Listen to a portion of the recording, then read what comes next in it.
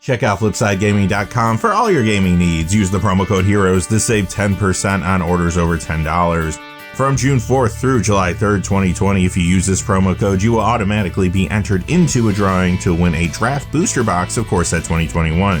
Also, there is another way to enter where no purchase is necessary. See the link in the description below for full details.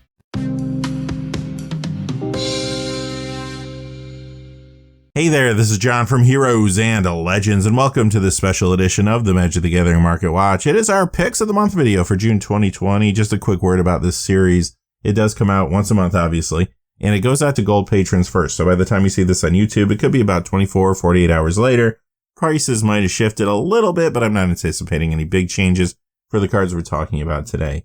And the cards we're talking about today are actually old Magic cards. We're going back to the Antiquities set. And we're going to look at some reserve list cards that are under $100. Some of them better than others. Not all of them are home runs when it comes to playability, but they're all iconic cards in some way. So some of these are actually pretty cheap this week if you're looking to add some old reserve list cards to your collection. These could give you some ideas.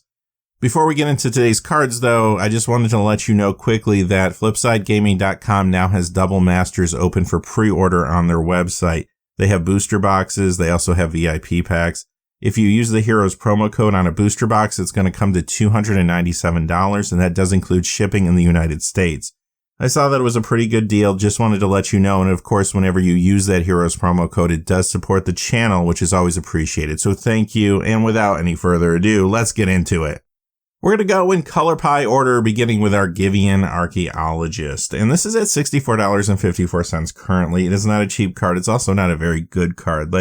Could I play this in a commander deck? Sure, if I had a lot of artifacts that I cared about recurring. But the recursion cost is pretty expensive. 2 white, and it does tap this to make it happen.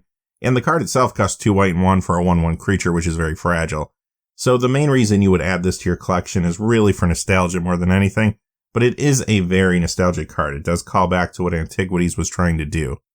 The next card's a lot cheaper. It's Dampening Field at $5, and I love the illustrated art that you see on this card. You don't see that type of thing on Magic cards anymore. It looks very comic booky, but at the same time, it's also still not a very good card.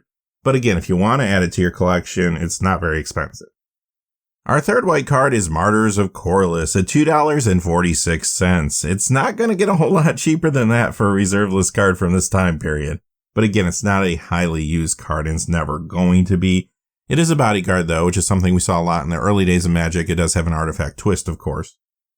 Gate to Phyrexia, $39.31, but finally a card that actually is playable. This does see play in Commander. Many times you will find this in Yawgmoth Thran Physician builds and other places, too. Haunting Wind is next, $5.89, another cheap one here, and this is a little high costed, I think, for what it's doing, and that's why it doesn't see play, but it is a cool concept. Sentinel Druid at $5.33, another cheaper card, another card that's not amazing, but this is one I might think about playing in a multiplayer game of Commander. It's not going to break the game or anything. It's a 1/1 creature for a green and 1. It gets a +1/+1 counter anytime an opponent casts an artifact.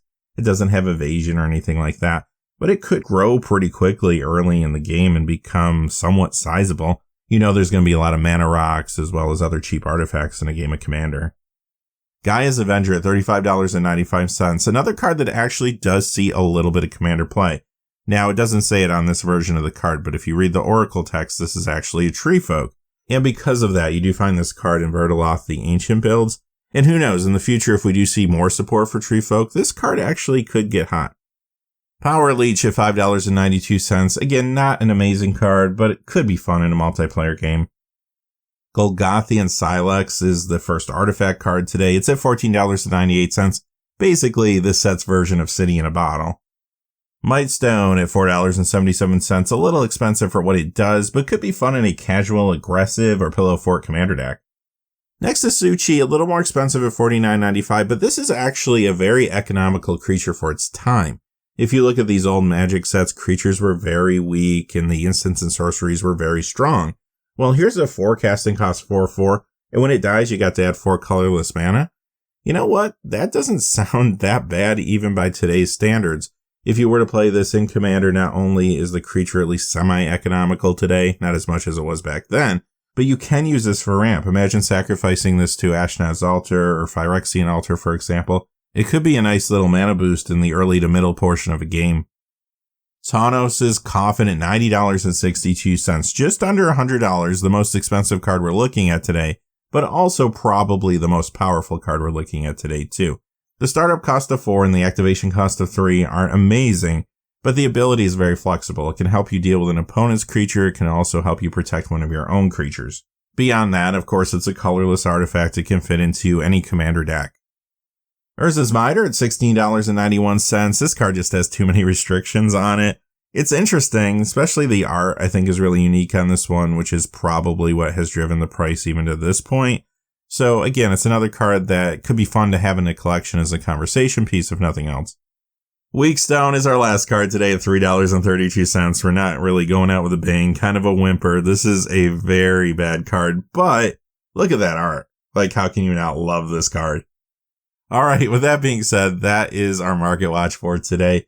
Like I said at the top of the video, these cards aren't all home runs and they weren't all amazing by any means. There's some really bad ones in here, but there are some good ones too that potentially could be going up in value in the future. And also there's some cards that are just nostalgic, especially if you played back during that time period. You might want to pick up some of the cheap ones just to have in your collection. Until next time though, hey, thanks for watching. Please remember to like and subscribe and have a great day. Hey, thanks for watching. This video is made possible through the generous support of viewers like you on Patreon. Check out the description below for links to our Patreon page as well as our Amazon affiliate store, where a small percentage of all sales will also help support the channel. Finally, if you haven't had a chance yet to subscribe, hit that subscribe button so you don't miss any of the new videos on Heroes and Legends. Talk to you again soon and have a great day.